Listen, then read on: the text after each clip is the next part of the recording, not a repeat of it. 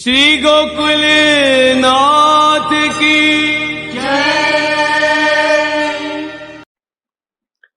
चिंता संतानहंतारो यत्पादाम्बुजरेणवः स्वीयानान्तान्निजाचार्यान् प्रणमामि मुहुर्मुहुः यदनुग्रहतो जन्तुः सर्वदुःखादिगो भवेत् तमहं सर्वदा वन्दे श्रीमद्वल्लभनन्दनम् ज्ञानतिमिरान्धस्य ज्ञानाञ्जनशलाकया चक्षुरुन्मीलितं येन तस्मै श्रीगुरवे नमः नमामि हृदये शेषे लीलाक्षीराब्धिशायिनं लक्ष्मीसहस्रलीलाभिः सेव्यमानं कलानिधिम् चतुर्भिश्च त्रिभिस्तथा षड्भिर्विराजते योऽसौ पंचधा हृदये मम गोकुलस्य सदा गोप्ता पुष्टे सुपधरक्षिता जनितातुर्यवंशस्य गोकुलेशं नमाम्यहम् श्रीगोकुलपतेर्नित्यं शुभदम् आस्पदं महत् श्रीवाल्लभमते निष्ठं तुर्यपीठं वयन्नुमः यस्य दर्शनमात्रेण भवेन्नेत्रोत्सवो नृणाम् सदानन्दस्वरूपं तं देवकी नन्दनं नुमः निःसृत्येयन्मुखाम्भोजात् दर्शनं दर्शनं भवेत्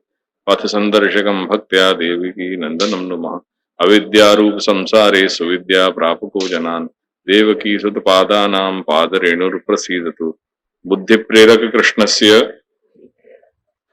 पादपद्मं प्रसीदतु ध्यानासमर्थ जीवानाम् अस्माकं सर्वदा स्वतः।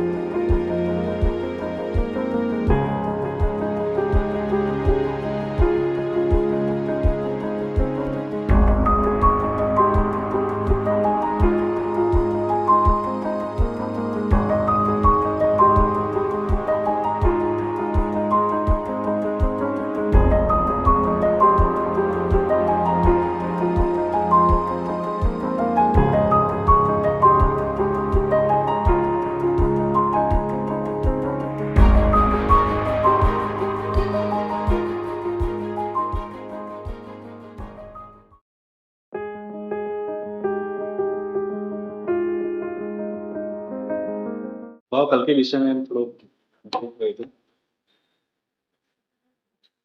कल ये बात आई थी कि ये ग्रंथ को प्रणयन श्री अच्युतदास सनोडिया से जुड़े हुए थे। बाकी बात आगे बढ़ते हुए कृष्ण सेवा के प्रकार की बात आई। फिर एक पंक्ति आ रही कि यहाँ अक्षर ब्रह्म समग्र जागतिक रूपों का उपादान होने के कारण सर्वरूप भी है और सर्वविलक्षण भी है। सो ये कैसे पूर्वा? वैसे तो ये तो ग्रंथ की समरी हमने दे दी है।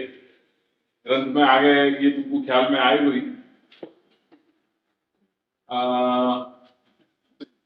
कारण दो माने गए, एक निमित्त कारण और एक उपादान कारण।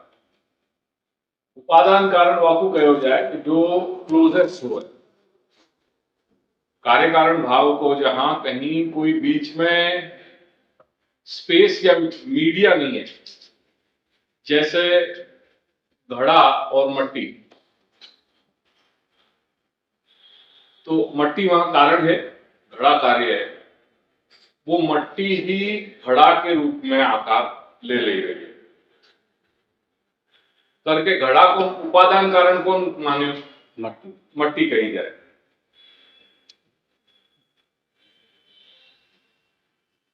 या के अतिरिक्त घड़ा के निर्माण में, घट निर्माण में जो भी दंड चक्र चीवर कुलाल यानी कुम्हार, ये जो भी सब आ रहे हैं उनको निमित्त कारण मानियो, वो उपादान कारण नहीं। ठीक है, इसमें निमित्त शब्द तो अपन समझेंगे, लोक व्यवहार में भी समझे कि कोई भी सिचुएशन क्रिएट हो तो वहां में अपन लोक व्यवहार में कहें भैया में ये व्यक्ति या ये वस्तु निमित्त बन गई। कहने को तात्पर्य है कि वो वस्तु या वो पदार्थ या वो व्यक्ति के माध्यम से कोई घटना घटी भाई, कोई घटना घटित भाई, यानी रिजल्ट सामने आया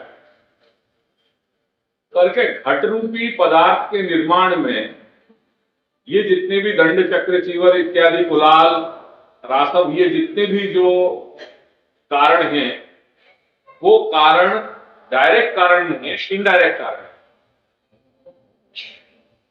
इनडायरेक्ट कारण होने के कारण इनको अपन निमित्त कारण मान रहे हैं, साक्षात कारण नहीं मान रहे, परंपरा या कारण है।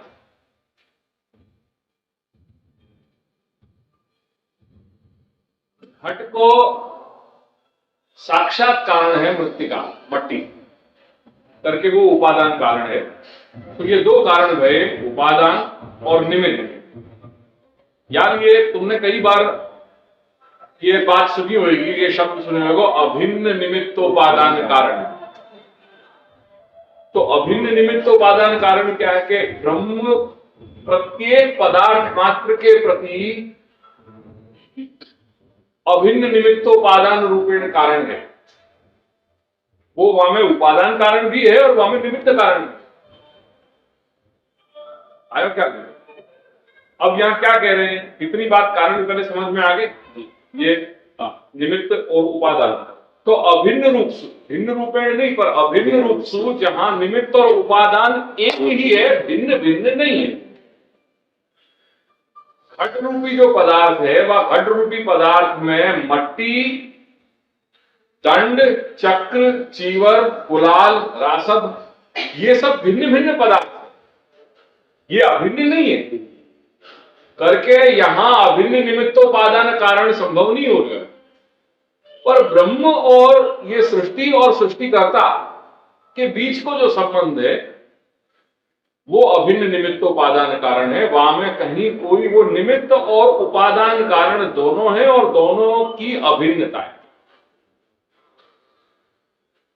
क्या है? जैसे जीव के रूप में या प्रपंच के पदार्थ मात्र के प्रति, सर्जन के प्रति, सर्जक और सर्जन को जो संबंध है, जो कार्य कारण भाव है, वह कार्य कारण भाव अभिन्न निमित्तोपादान, अभिन्न निमित्तोपादानक है। आया क्या? अब पढ़ो वो लाइन। यह अक्षर ब्रह्म समग्र जागतिक रूपों का उपादान होने के कारण सर्वरूपी है तथा सर्वविलक्षण भी। अब लगाओ, अब जो दृष्टांत मैंने तुमको बताया अभिन्न और निमित्त उपादान, निमित्त और उपादान कारण को वहां में घटा दो। अक्षर ब्रह्म जो है वो या जगत जो है वाके प्रति उपादान कारण है, वाको एनर्जाइजिंग फैक्टर है, एनर्जाइजिंग सोर्स है। जगत की व्याख्या क्या है? गच्छति इति जगत, जो सतत, जो जामे परिवर्तन, जो परिवर्तनशील है, जामे हर मोमेंट हर क्षण कुछ न कुछ घटित हो रहे हो। वो जो घटित हो रहा है वाको एक ऐसो अक्षुण्ण एनर्जी सोर्स है। और वो एनर्जी सोर्स क्या है? वो पावर क्या है? वो है अक्षर ब्रह्म, जो तुमको दिखाई नहीं दे रहे हो पर जो सारी वस्तु को संचालित कर रहा है, वह को संचालन वाको कर रहे हो, वाको संचालक है। पर फिर भी वाको तुम ग्रॉस फिजिकल मैनिफेस्टेशन, वाको जो वाकी जो स्थूलता है, वह स्थूलता को तुम नहीं बता सकते, वो अतीन्द्रिय पदार्थ है, वाको तुम डिनाई नहीं कर सको वाके एग्जिस्टेंस को, चर्म चक्षु से दिखाई नहीं दे रहे। नहीं। जैसा कई बार मैं उदाहरण लूं कि नहीं कि ये हाथ है और ये जैसे ये पदार्थ है, तो ये दोनों हाथ या वस्तु को उठा रहे हैं, काई के कारण उठा रहे हैं? क्योंकि ऊर्जा है इन हाथ में। क्या वो ऊर्जा दिखाई दे रही है? नहीं। तुमको जो ग्रॉस फिजिकल मैनिफेस्टेशन है वो हाथ के रूप में बाकी स्थूलता तो तुमको दिखा रही है, बाकी भौतिकता तुमको नजर आ रही है। पर यह भौतिकता के अंतर्निहित अगर यहां में वो नहीं होती ऊर्जा, तो क्या ये यासु कोई भी पदार्थ जो है उठा सकते थे? नहीं है। तो तुमको बाकी स्थूलता तो दिखाई दे रही है, पर वह स्थूलता के अंतर्निहित जो ऊर्जा को स्रोत है, वो ऊर्जा तुमको नहीं दिखाई दे। आयो क्या जी? तो वो ये यहां बता रहे हैं कि वो और ये जो जगत है वह को उपादान कारण है। जैसे मट्टी और घड़ा, वो मट्टी ही तो आकार ले रही है ना घड़ा के रूप में। मट्टी को जब वो पिंड जब रख दियो जाए वह चक्र के ऊपर, और जब बापू दंडसु जब बापू करे हो जाए और बापू हाथ लगा करके बापू वह मट्टी को एक शेप दे दे, में वो शेप दी हुई मट्टी को नाम है घड़ा। मट्टी को और घड़ा को अलग कर सको? कर सको? दंड को अलग कर सको? चक्र को कर सको? कुम्हार को अलग कर सको? पर मट्टी को घड़ा से अलग कर सको? नहीं कर सकोगे। ऐसे ही ब्रह्म को, जो अक्षर ब्रह्म है, वो या परिदृश्यमान जो भौतिक जगत है, ये जो स्थूलता है, जो ग्रॉस फिजिकल मैनिफेस्टेशन है, या सो अलग नहीं किया जा सकता।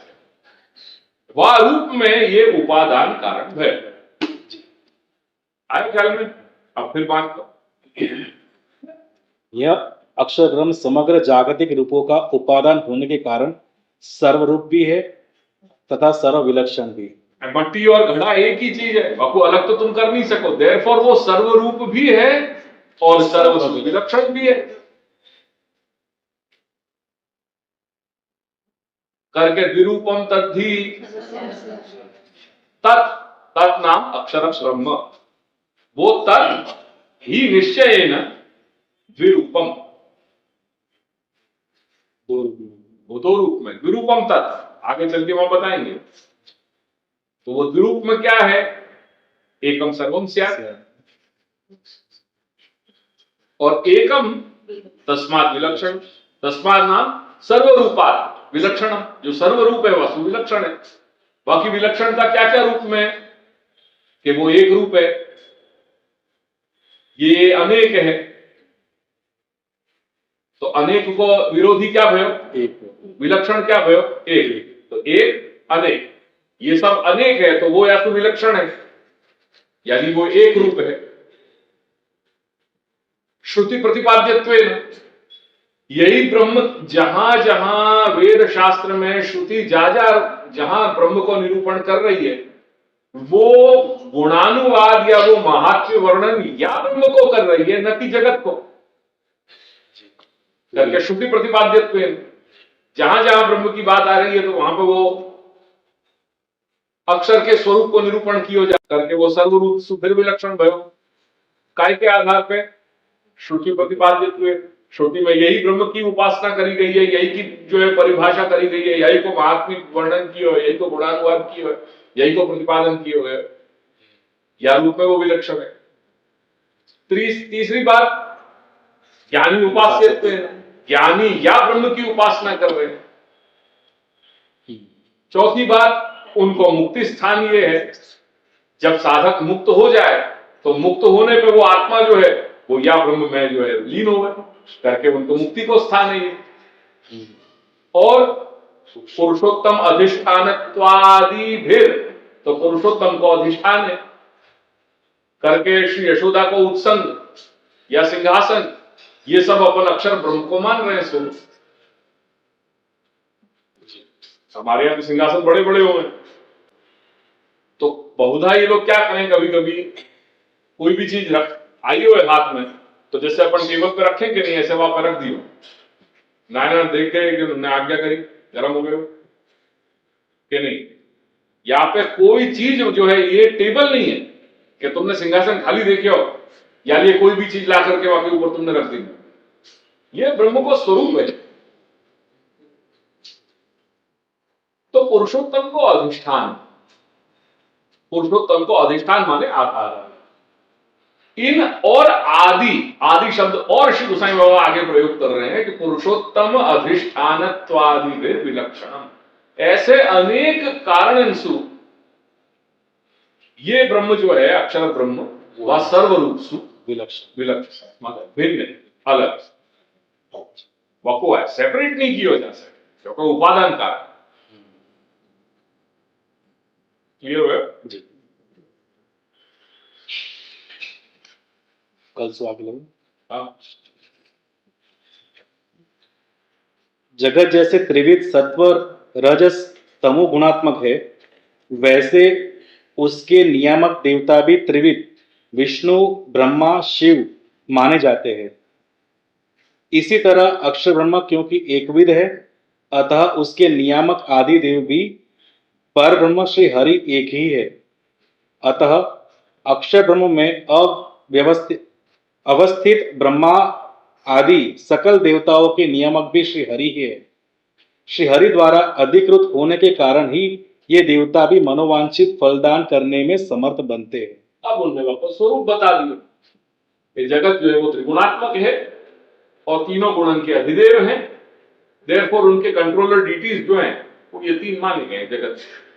ब्रह्म में ये चीज लागू नहीं हो रही। अक्षर ब्रह्म चूंकि वासु विलक्षण एक रूप है, यानी ये वाको कंट्रोलर डीटी भी एक ही है और वो परम ब्रह्म है। देयरफॉर वो जब तुम कैटेगरिकली वाकी श्रृंखला देखने जाओगे तो ये जो त्रिगुण जो गुणाभिमानी देवताएं हैं वो भी अंततो गत्वा मूल श्री प्रभु से ही कंट्रोल हो रहे।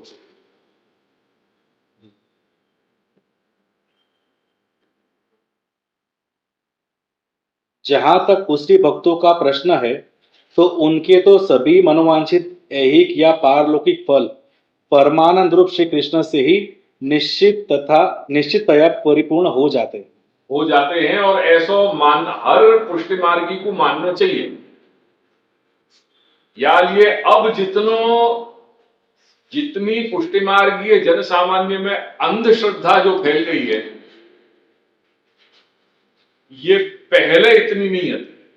मैं तो जहां जहां अपने गोकुलनाथ जी के अपने को और दूसरे को तो मतलब नहीं है, और मैं ये देख रहा हूं पिछले कई वर्षों से जब जब मैं सृष्टि प्रवास पे जाऊं और जो भी जन समुदाय से मिलूं, मैं ये ही पाऊं कि अधिकतः अब अधिकांशतः ये धर्मांधता अपने आप बढ़ती चली जा रही है और लोगन को भगवत आश्रय छूट तो चलो जा रहे हो और अन्य जो देवी देवताएं हैं उनके प्रति उनको आकर्षण बढ़ रहे हो। ये हर दिन की कहानी है।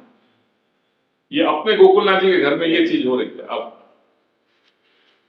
बाकी पहले ये चीज नहीं है, पर अब दिन पे दिन ये चीज बढ़ती चली जा रही हैं। अतः ब्रह्मवाद को अच्छी तरह समझकर केवल कृष्ण में ही अपनी बुद्धि लगानी चाहिए। ब्रह्मवाद के अनुसार सभी जीवात्मा अक्षर ब्रह्म की अंश है, अतएव ब्रह्मात्मक है, पर अविद्या जन्य अहंता ममता बुद्धि के कारण स्वयं की ब्रह्मात्मकता का हमें बोध नहीं हो पाता। जैसे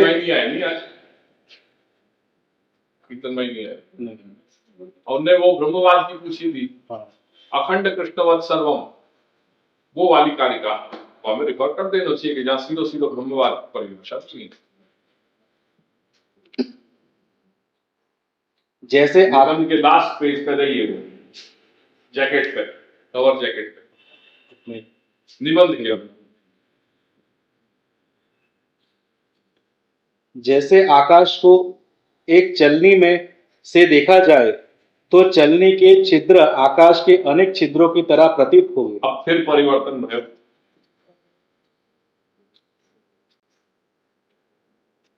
सिद्धांत सेवा को स्वरूप सिद्धांत बताया, वाके बाद ब्रह्म को स्वरूप बता दिया, वाके त्रिविध रूप बता दिए। अब फिर चेंज होकर के अब जीव के ऊपर बात आई। जैसे आकाश को एक चलनी में देखा जाए तो चलनी के चित्र आकाश में ग्रुप श्लोक में समझ लेंगे कि ये एक गुच्छ जो है कहाँ आया हो, कितने श्लोक तक एक गुच्छ है, फिर दूसरा गुच्छ कहाँ आया हो, तीसरा गुच्छ कहाँ आया हो, ऐसे वो अपने ध्यान में चलना चाहिए। तो अब ये यहाँ पे एक बात पूरी हो गई, अब दूसरा प्रकरण चलेगा। अनेक छिद्रों की तरह प्रतीत होंगे। ऐसे ही अहंता ममता की चलनी से अनुभूत होने के कारण अखंड अक्षर चैतन्य भी हमें खंडशः व्यक्ति चेतना के रूप में भिन्न भिन्न अनुभूत होता है। व्यक्ति चेतना की ब्रह्मात्मकता का बोध केवल जीव की अल्पता के कारण,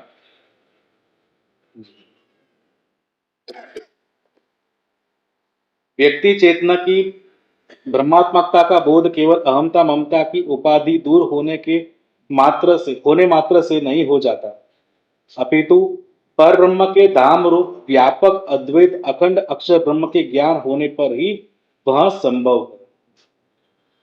अपनी अक्षर ब्रह्मात्मकता के बोध होने पर अक्षर ब्रह्म में विराजमान पर ब्रह्म पुरुषोत्तम श्री कृष्ण के दर्शन संभव हो जाते हैं। जैसे गंगा तीर पर तीर्थवास करने वाला भक्त अपनी तीव्र भक्ति के कारण आदि दैविक स्वरूप मूर्तिमती गंगा के दर्शन पा लेता है, वैसे ही आध्यात्मिक अक्षर ब्रह्म में निवास करने वाला भक्त उसके आदि दैविक स्वरूप श्री कृष्ण के दर्शन पा लेता है। महात्म्य ज्ञान के बिना सांसारिक वृत्ति से जो श्री कृष्ण भजन में प्रवृत्त होते हैं, ये तो उनकी बात गई। अब फिर एक चेंज आया। जब तक जिनको महात्म्य ज्ञान है उनको तो ये बता दियो कि या प्रकार से वो आत्मानंद समुद्रस्थम कृष्ण में विचित्र ये सिद्ध हो जा रहे हो, पर जिनको यह प्रकार को ज्ञान नहीं है उनकी क्या स्थिति है? अधुना जो अपने आधुनिक जो जीव है अब उनकी कोटि अभ्यास शुरू कर रहे हैं, उनके लिए क्या है, उनकी क्या स्थिति हो रही है? महात्म्य ज्ञान के बिना सांसारिक वृत्ति से जो श्री कृष्ण भजन में प्रवृत्त होते हैं, उनकी भगवान के साथ दूरी मिटती नहीं है। जैसे कोई गंगा का भक्त गंगा तट से दूर रहने के कारण गंगा जल के स्नान आचमन अर्चन से वंचित रहने के कारण दुखी रहता है, वैसे ही महात्म्य ज्ञान अथवा सुदृढ़ सर्वतोधिक स्नेह के अभाव में श्री कृष्ण भजन में प्रवृत्त होने पर कुछ न कुछ क्लेश होता है, पर कृष्ण भजन कभी व्यर्थ नहीं जाता।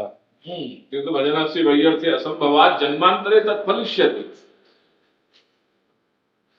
लौकिक रूप में किए गए भी हाँ, कुछ भी, बिल्कुल ये भगवान नाम का महात्म्य है, शास्त्र कह रहे हो। यादी अपन कहे कि डंडा मार करके कोई के ऊपर तुम, अरे वो चाहे जैसो जो कुछ भी कर रहे हो, आज उतना निभ रहे हो, यही भगवत कृपा है, ईश्वर महाप्रभु कृपा है, दादाजी कृपा है। और जहां में अपने यहां तो बहुत नियमन को अपन ने ख्याल रखे हुए। अतः जन्मांतर में भी कभी न कभी महात्म्य ज्ञान और अथवा सुदृढ़ सर्वतोधिक स्नेह प्रकट होगा और जीवात्मा तथा परमात्मा श्री कृष्ण के बीच की दूरी कम होगी, यह निश्चित है। अतः जगत की सारी झंझटों को छोड़कर पुष्टि के प्रशस्त पथ पर चलते प्रयास जरूर करने से आपको मतलब ये भी नहीं है कि अपन सब चीज छोड़ दें और फिर अपन अपेक्षा रखें कि भाई हाँ आएंगे जब आएंगे बालक हैं या संतति अपनी जब आएगी, ये कोई कारण नहीं है। ये अपनी कमी है कि अपन अपनी संतति को धर्म के मार्ग पे उनको अग्रसर नहीं कर पा रहे।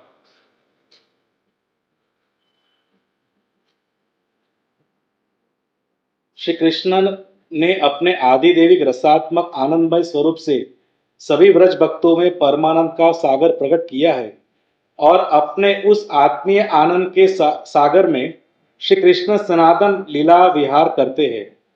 ऐसे व्रज भक्तों में लीला विहार करने वाले श्री कृष्ण के स्वरूप का ही हमें सर्वदा चिंतन करना चाहिए। पुष्टि प्रवाह मर्यादा ग्रंथ में पुष्टि जीवों के दो अवान्तर भेद शुद्ध पुष्टि और मिश्र पुष्टि के दिखलाए गए हैं। तद अनुसार मिश्र पुष्टि वाले जीवों में प्रभावी जीव कभी कभी किसी लौकिक प्रयोजन के वशीभूत होकर भी श्री कृष्ण भजन में प्रवृत्त हो जाते हैं। ऐसे प्रभाव पुष्टि वाले जीवों के लिए श्री कृष्ण भजन सर्वथा क्लिष्ट हो जाता है। फिर भी जो सारे क्लेशों को झेलते हुए श्री कृष्ण भजन में लगे ही रहते हैं, उस अध बीच में छोड़ नहीं देते, उनके सारे लौकिक आवेश सर्वथा नष्ट हो जाते हैं। क्योंकि वहां श्री गुसाई वहां दादाजी ने स्पष्ट आज्ञा करी है, सेवा मुख्या। सेवा मुख्या। कुछ कोई भी यदि लौकिक प्रतिकूलताएं होने के बावजूद भी सेवा को त्याग नहीं करते हो, नहीं करना चाहिए। क्योंकि वहां सेवा मुख्य है, ये ऐसे शब्द वहां कहे हैं।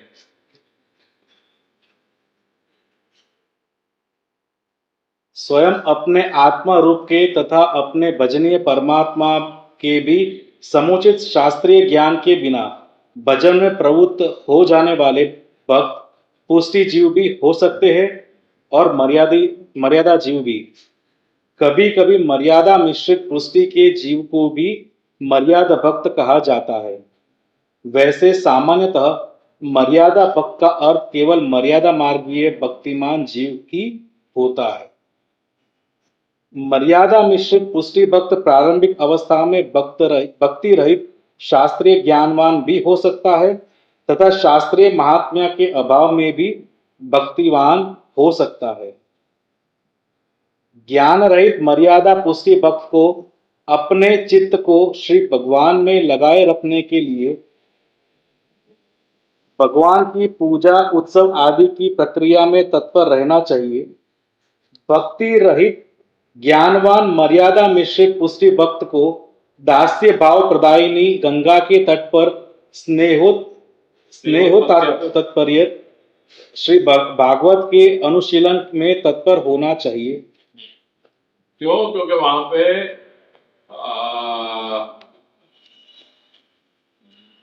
भगवत प्रेम उत्पन्न करने को परम महत और मुख्य साधन श्रीमद् भागवत। इन दोनों प्रकार के मिश्र पुष्टि वाले भक्तों को जब भगवान के विशेष अनुग्रह का प्रकाश मिलता है तब वे पुष्टि मार्ग को खोज पाते हैं तथा पूर्वोक्त तनुविद्या सेवा के क्रम से अंत में उन्हें मानसी फलित हो जाती है। जो केवल मर्यादा मार्गीय जीव होते हैं वे भी भक्ति रहित ज्ञानवान अथवा ज्ञान रहित भक्तिमान हो सकते हैं। इन दोनों प्रकार के जीवों को सायुज्य मिलता है, पर अंतर यही है कि भक्ति रहित ज्ञानवान जीव ज्ञान मार्गीय प्रक्रिया से आध्यात्मिक अक्षर ब्रह्म में सायुज्य लय प्राप्त करता है, जबकि मर्यादा भक्त दास्य भाव प्रदायिनी गंगा के प्रसाद के आदि दैविक स्वरूप में मर्यादा भक्ति मार्गीय सायुज्य प्राप्त करता है। इन दो अच्छा वो आदि दैविक तक आध्यात्मिक तक रह जाएगा, ये आदि दैविक तक जाए। पर इन दोनों कोटि में कहीं न कहीं अनुग्रह नियामक होने के कारण यदि भगवत इच्छा होगी तो कृपावशात वो पुष्टि मार्ग को प्राप्त करके और जो पूर्वोक्त क्रम बताया वह क्रमानुसार भगवत प्राप्ति करे, सेवा करते हैं। वो ऑप्शन श्री महाप्रभु ने हर जगह खुले रखे, वहां में कहीं भी कोई दरवाजा बंद नहीं है, वो ऑप्शन सब ओपन है अपने मार्ग।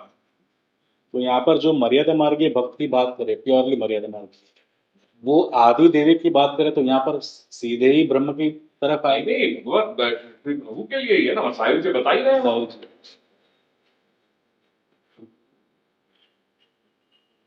मर्यादा मार्ग से भी वही स्थिति प्राप्त करेगी। अंतर इतना ही आएगा कि जो जाके अंदर पुष्टि को बीज भाव है वो दिए मानव न गृहणंती बिना मत से वनम जना, वो न्याय से वाकई लिए रोज तुच्छ हो जाएंगे सायुज्य आदि।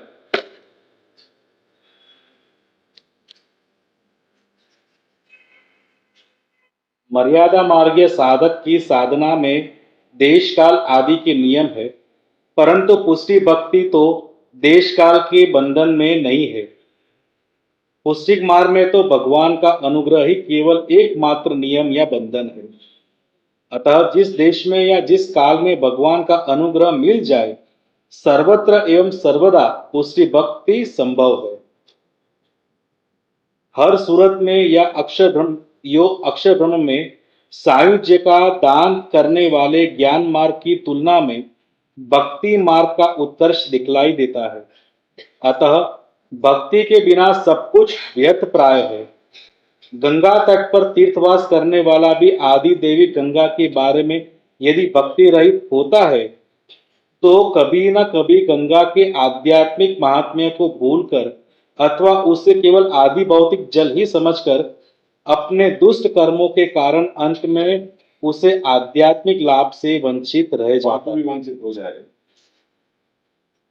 इसी तरह आदिदेविक श्री कृष्ण के स्वरूप में सर्वथा भक्ति के अभाव में आध्यात्मिक स्वरूप अक्षर ब्रह्म के ज्ञान बल से निवास करने वाला विमुक्ति मानी साधक भी अरविंदाक्ष श्री कृष्ण के भाव शून्य होने के कारण अक्षर के सायुज्य के लाभ से भी वंचित होकर भव प्रवाह के अधपतित हो जाता।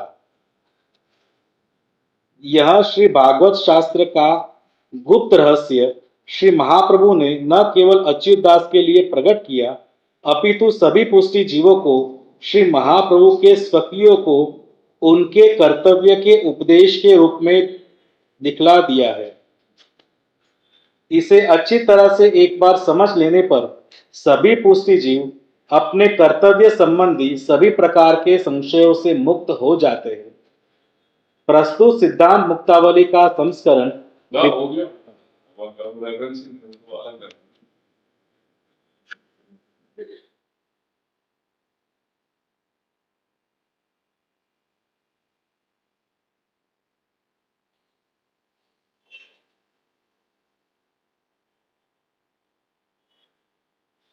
इसके नाम को बाबा, ये नाम जो है मुक्तावली, सिद्धांत मुक्तावली, वह नाम ऐसे तो मुक्ता फल मुक्ता बड़े मुश्किल है। सिद्धांत रूप मुक्ति है, उनकी है, पंक्ति है।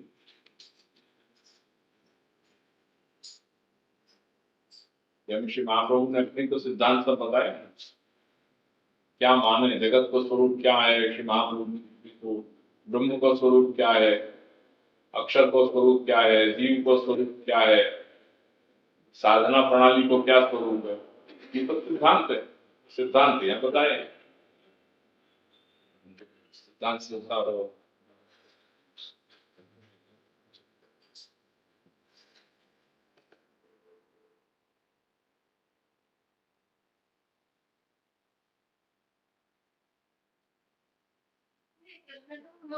જે શુદ્ધ જીવ બતાવે મર્યાદિત શુદ્ધ જીવ બતાવે સાર્વજનિક આથી તો એમાં એની ફળ બતાવ્યું કે સાહિત્ય ભગવાન માટે આપણે કીધું કે અનુગ્રહ થશે તો એમાં પણ પુષ્ટિભાવ હશે તો જે બીજ વલણ થયું એ વખતે એ રીતનું મર્યાદિત ફલન નહીં થયું હોય તો વર્તમાં તો બીજે कोई भी हो तो जीवन के कोई भी पड़ाव में वो चीज हो सके। वर्णમાં તો જો વિશ્વાસ તો એ પ્રમાણે જ હોય શકે ને भगवत इच्छा पे अवलंबित है, भगवत इच्छा पे अवलंबित। नायना नहीं उदाहरण दें, कोई एक सन्यासी के उदाहरण दें कि कोई वहां गोकुल में दिनों में तो श्रावण में ग्रंथ चलते थे प्रतिवर्ष, तो श्रावण में ऐसे ही चल रहे होंगे ग्रंथ वास्तव में, और कोई इंद्रन यात्रा भी बहुत वहां पे आवे, सब मर्यादा मार्गी और बाहर के सब तीर्थ वगैरह वाले सब तीर्थालु भी काफी आते रहे। उनमें कोई बताओ, मेरे मुझको भी ख्याल नहीं है, पर कोई कोई ऐसे आते 70-75 वर्ष के आते कोई, और जो कोई दिन आए वहां गोकुल आए, कोई यात्रा में होंगे, सन्यासी की यात्रा में, और कुछ दिन आकर के वहां प्रसंगोपात नायना के वचनामृत चल रहे होंगे, तो सुनने तो उनको आकर्षण भर रुके वहां पे, एक दिन 2 दिन, पूरे 4-5 दिन रुके, उनने सुने हो, बाद में उनको कुछ भयो कि नहीं ये यही मार्ग मेरे लिए कुछ है, फिर उनने आगे चल करके दीक्षा ली, सेवा पधराई, 2-4 साल सेवा भी करी अनुसरण में। तो कौन से जीवन के कोई पड़ाव पे आकर के जहाँ 30-35 साल सन्यासी को संग करने के बाद भी कहीं भगवत कृपा भई करवा के कारण वो वर्ण की बात है, वर्ण को नित्यता है तो क्या वर्ण की नित्यता जो वो भगवत वो लीला को ही एक पास आएगा, लीला की जब प्रभु इच्छा करें तब वो चीज घटित हो। प्रणम्य पितृपादाब्ज परागमनुरागतः कृपया विशदि कूर्म प्रणम्य पितृपादाब्ज परागम अनुरागतः कृपया विशदि कुर्मः तद्वान् मुक्ता फलावलिम्। या में क्रियापद क्या है? प्रणम विशदि कुर्मः। विशदि कुर्मः यानी विस्तार कर रहे हैं। विशदि कुर्मः है ना, तो ये बहुवचन को प्रयोग है। वयम विशदि कुर्मः, हम सब विस्तार कर रहे हैं। बहुवचन को प्रयोग श्री गोसाई बाबा ने अपने लिए किया।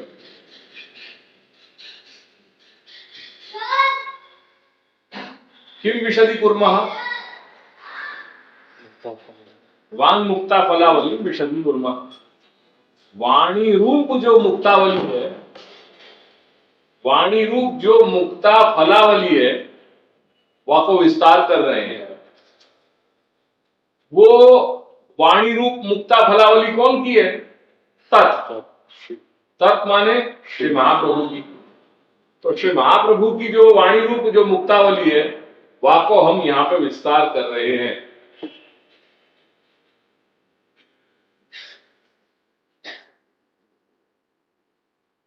अब वो कैसे विस्तार हो रहे हैं, वाकु यहां कह रहे हैं, पितृपादाब्ज परागम अनुरागतः प्रणम्य।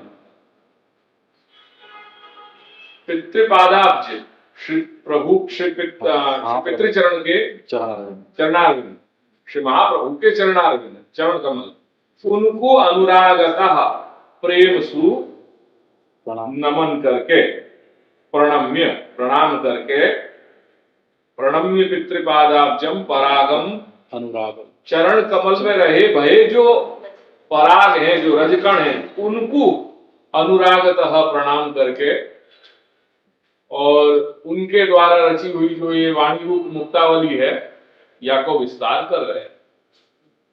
प्रणम्य पितृपादाब्ज परागम अनुरागतः कृपया, और उनकी कृपा से, क्योंकि जो भी कुछ हो रहे हो वो उनकी कृपा के बिना तो संभव ही नहीं है। यानी उन्हीं की कृपा से ये विस्तार हो पाए हुए, कृपया विशदि कुर्मः तद्वांग मुक्ता फलावली। अब पढ़ो आगे क्या है। नत्वा हरिं प्रवक्ष्यामि स्वसिद्धांत सुविनिश्चयम्, कृष्ण सेवा सदा कार्य मानसी सा परामता। श्री वल्लभ जी वल्लभ जी, आपको मंगलाचरण कैसे देंगे? भूलिए मंगलाचरण को स्पष्टीकरण में बहुत अच्छी बात समझाई। नमो नत हरिं स्वीय सिद्धांतस्य विवक्षया ततो नुमो विशदि तत्तत् विशदित तद्वान मुक्ता फलावली। श्री कृष्णाय नमः। प्रणम्य इति अत्र नमने प्रकर्षो भक्ति मार्गीयत्वम। अब यह प्र उपसर्ग जो नमन में लियो है, वह को यहाँ पे भाव श्री वल्लभ जी आज्ञा कर रहे हैं कि यह नमन में प्र उपसर्ग लगे हुए, और प्र उपसर्ग जो है वो प्रकृष्टता को वाची है। और प्रकृष्टता यानी ये नमन में जो प्रकृष्टता है वो क्या है? वो वह नमन के स्वरूप में भक्ति बताई जा रही है। ये भक्ति पूर्वक नमन है, और वह प्र उपसर्ग जो है वह एक उपसर्ग में पूर्व भक्ति मार्ग को स्वरूप आ गया, ये यहाँ बता रहे हैं। ये अकीम लक्षणता है। आगे श्री गोसाई बाबा ने प्रणम्य पितृपादाब्ज में नम धातु है, और नम धातु के साथ यहाँ प्र उपसर्ग को उपयोग किया है। वो प्र उपसर्ग को भाव यहाँ श्री वल्लभ जी बता रहे हैं कि अत्र नमने प्रकर्षः, जो नमन में जो प्रकर्ष है, प्रकृष्ट रूपता है, जो आपका फोर्स है, जो आपका महात्म्य है, वो क्या है? भार क्या है? प्रकर्षः। तो वो प्र उपसर्ग को प्रकर्ष जो कहो, और वो आगे बतायो कि भक्ति मार्गीयत्वम। तो नमन में जो प्र उपसर्ग है, वासु भक्ति मार्ग को स्वरूप यहां बता रहे हैं। वो केवल एक उपसर्ग, वो आप आगे समझा रहे हैं कैसे। भक्ति के स्वरूप, भक्ति मार्ग मतलब भक्ति, और भक्ति की परिभाषा क्या है? महात्म्य ज्ञान पूर्वक से, वो आगे बता रहे हैं। तच्च सेव्यत्व ज्ञान पूर्वकत्वे सति भक्ति करणत्वम। तच्च जो है ना, वो हमेशा पूर्व को परामर्श करे। तो लास्ट में कौन सी बात आई? भक्ति मार्ग की बात आई। तो भक्ति मार्गीयत्वम तच्च नाम भक्ति मार्गीयत्वंच, वो भक्ति मार्गीयता क्या हुई कि सुसेव्यत्व ज्ञान सुसेव्यत्व ज्ञान पूर्वकत्वे सति भक्ति करणकत्वम। ये यहाँ द्विदलात्मक परिभाषा हुई, यानी यहाँ पे जो न्याय की भाषा हो है वहां में दो चीज सत्यंत पद को प्रयोग हो है कि आनी साथे साथे आ। तो दो चीज यहाँ बातें बताई, एक तो सुसेव्यत्व ज्ञान पूर्वकत्व बतायो और दूसरी चीज बताई भक्ति करणकत्व। आयो क्या? तो जहां ये दोनों चीज घटित हो जा रही हैं वो भक्ति मार्ग है, वो भक्ति मार्गीयता हुई। जहां सुसेव्यत्व ज्ञान पूर्वक, तो जो सेव्य हैं, सेव्य कौन है अपने यहां? श्री प्रभु। उनको ज्ञान जहां है, यानी वो सुसेव्यत्व ज्ञान पूर्वक, सुसेव्यत्व ज्ञान इज इक्वल टू महात्म्य ज्ञान, और भक्ति करणकत्व इज इक्वल टू सुदृढ़ सर्वतोधिक स्नेह। तो परिभाषा क्या हुई? सुदृढ़ सर्वतो महात्म्य ज्ञान पूर्वकत्वे सति सुदृढ़ सर्वतोधिक स्नेहत्वम भक्ति मार्गीयत्वम या भक्तित्वम, ये यहां बताया। तदेव भक्ति मार्गीय तावच्छेद तदेव भक्ति मार्गीयता अवच्छेदक द्वयम अवच्छेदक द्वयम, और ये ही दो भक्ति मार्ग के अवच्छेदक हैं, उनको बीच में सु बताने वाले। ये दो जो हैं ये ही भक्ति मार्ग के अवच्छेद हैं, उनको स्वरूप जो है वो बताने वाले हैं। एक महात्म्य ज्ञान और एक सुदृढ़ सर्वतोधिक स्नेह। तदेव अवच्छेदक द्वयम, क्योंकि दोनों को जब मिलाओगे तभी वो भक्ति मार्ग को पूर्ण स्वरूप बन पाएगा। यानी वहां पे सत्यंत प्रयोग से सुसेव्यत्व ज्ञान पूर्वकत्व सति भक्ति करणकत्वम। अगर केवल भक्ति करणकत्वम ये परिभाषा कर देते तो लक्षण अधूरा हो जाता, और अगर सुसेव्यत्व ज्ञान पूर्वकत्व कर देते और भक्ति करणकत्व ये पद को प्रयोग नहीं करते तो भी तुम्हारा लक्षण जो है वो अधूरा हो जाता। यानी ये दोनों अवच्छेदक जब जुड़ेंगे तब वो लक्षण संपूर्ण मान्य होता है। ये नियम बताया करके, जहां अपवाद है वहां ये दोनों अवच्छेदकन की आवश्यकता नहीं आती करके, अवतार दशा में ब्रज भक्तन को महात्म्य ज्ञान के अभाव में भी भक्ति सिद्ध हो गई। वहां बाकी आवश्यकता नहीं आती क्योंकि वहां स्वरूप बल कार्य कर रहे।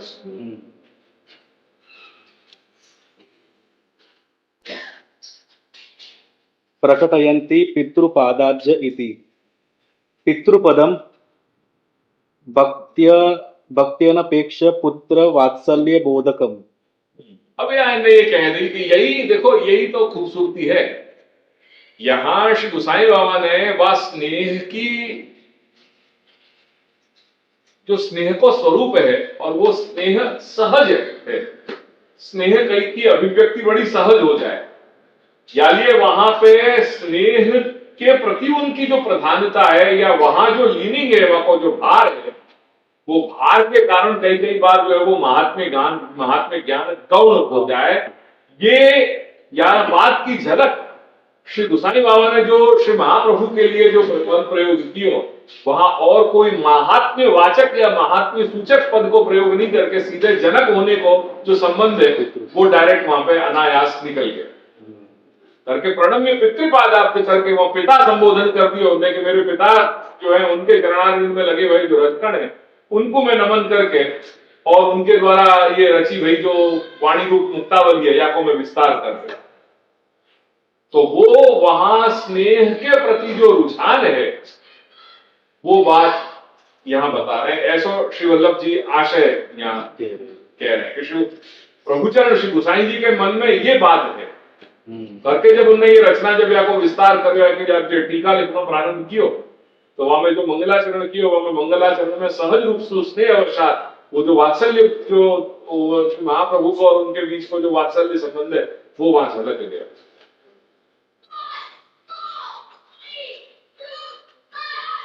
हृदय हृदया विष्टस्य घनीभूतानंद रूप पाद पद्मस्य परागः तस्मात् श्रुत आनंदः। आनंद।